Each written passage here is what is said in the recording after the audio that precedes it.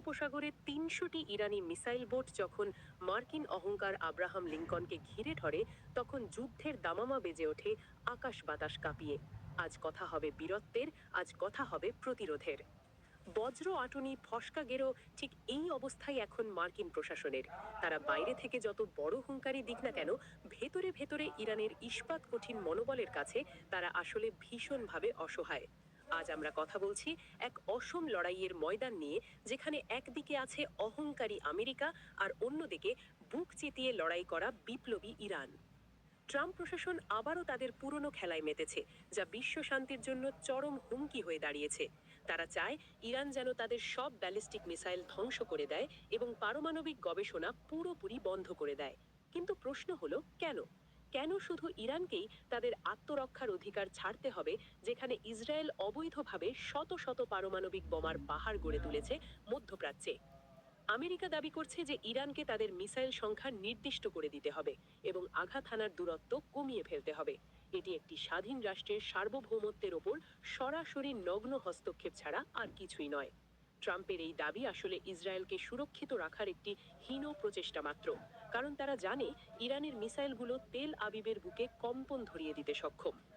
আল জাজিরার প্রতিবেদন অনুযায়ী যুক্তরাষ্ট্র এখন ইরানকে হুমকি দিচ্ছে যে দ্রুত সময়ের মধ্যে তাদের দেওয়া অসম চুক্তি মেনে নিতে হবে। যদি ইরান এটি না মানে, তবে হামলার ভয় দেখাচ্ছে ওয়াশিংটন। কিন্তু তারা ভুলে গেছে ইরান সেই জাতি যারা গত 4 দশক ধরে সব ধরনের অবরোধ আর চাপ সামলে নিজেদের প্রতিরক্ষা ব্যবস্থাকে বিশ্বের অন্যতম শক্তিশালী অবস্থানে নিয়ে গেছে। আমেরিকা চায় ইরান যেন তাদের ইউরেনিয়াম মজুতকরণ শূন্যে নামিয়ে আনে, যা মূলত ইরানের জ্বালানি ও বৈজ্ঞানিক অগ্রগতিকে থামিয়ে দেওয়ার একটি চক্রান্ত। ইরান স্পষ্ট জানিয়ে দিয়েছে তারা শান্তিপূর্ণ কাজে পারমাণবিক প্রযুক্তি ব্যবহার করছে, কিন্তু সাম্রাজ্যবাদী শক্তিগুলো চায় না কোনো মুসলিম দেশ প্রযুক্তিতে স্বাবলম্বী হোক। তাই এই নতুন করে চুক্তির নামে ইরানকে দমানোর ফন্দি। এদিকে পারস্য উপসাগরে উত্তেজনা এখন চরমে পৌঁছেছে, যখন মার্কিন রণতরী আব্রাহাম লিঙ্কন সেখানে উস্কানোমূলকভাবে প্রবেশ করেছে। তবে ইরানের বিপ্লবী গার্ড বাহিনী বসে নেই, কারণ তারা তাদের জলসীমার পবিত্রতা রক্ষা করতে জানে। খবর পাওয়া গেছে যে ইরানের প্রায় ৩০০টি দ্রুতগামী মিসাইল বোট এখন মার্কিন এই রণতরীকে চারপাশ থেকে ঘিরে ধরে আছে, চূড়ান্ত নির্দেশের অপেক্ষায়। মার্কিন রণতরীকে ঘিরে ফেলার এই ঘটনা বিশ্ববাসীকে স্পষ্ট বার্তা দিচ্ছে যে দিন বদলে গেছে। এখন আর আগের মতো আধিপত্য বিস্তার করে পার পাওয়া যাবে না।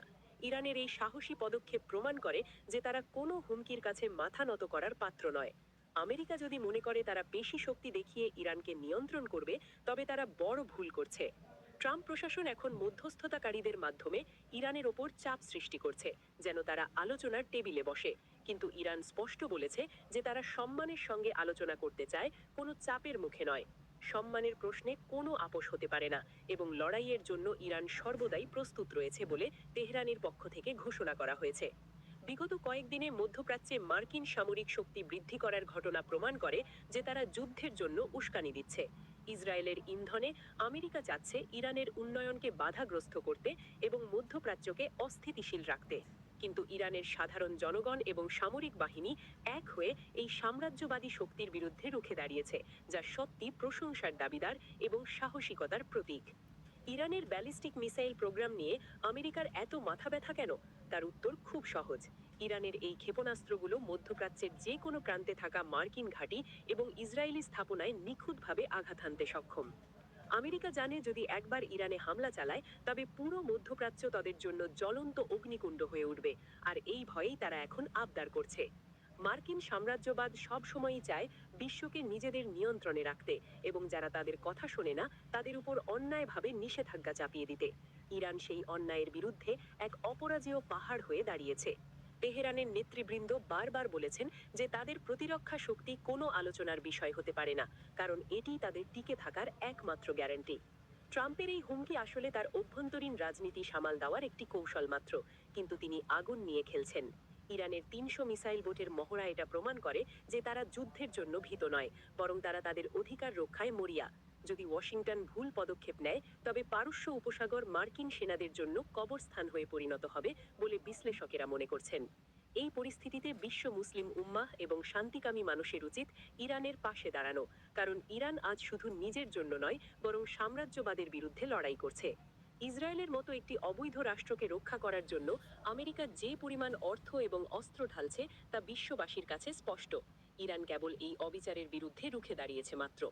ইরানের ইউরেনিয়াম সমৃদ্ধকরণ নিয়ে পশ্চিমাদের যে উদ্বেগ তা আসলে ভণ্ডামি ছাড়া আর কিছুই নয়। বিশ্বের যেসব দেশের কাছে হাজার হাজার পারমাণবিক অস্ত্র আছে তারা অন্যকে জ্ঞান দিচ্ছে অস্ত্র কমানোর জন্য। ইরান কখনো পরমাণু বোমা বানানোর কথা বলেনি, কিন্তু তারা তাদের জ্বালানি নিরাপত্তা নিশ্চিত করতে চায়, যা প্রতিটি দেশের মৌলিক অধিকার এবং আইনগত ভিত্তি। আমেরিকা এবং তার মিত্ররা যদি মনে করে ইরানকে একঘরে করে রাখা যাবে, তবে তারা বোকার স্বর্গে বাস করছে। চীন ও রাশিয়ার মতো শক্তির সঙ্গে ইরানের ক্রমবর্ধমান সম্পর্ক আমেরিকাকে দুশ্চিন্তায় ফেলেছে। তাই তারা তড়িঘড়ি করে ইরানকে হুমকি দিয়ে কাবু করতে চায়। কিন্তু ইরানিদের ধমনীতে বইছে বিপ্লবের রক্ত, যা কখনো পরাজিত হতে শেখেনি কোনো অপশক্তির কাছে। বর্তমানে মধ্যস্থতাকারীদের মাধ্যমে যে আলোচনা চলছে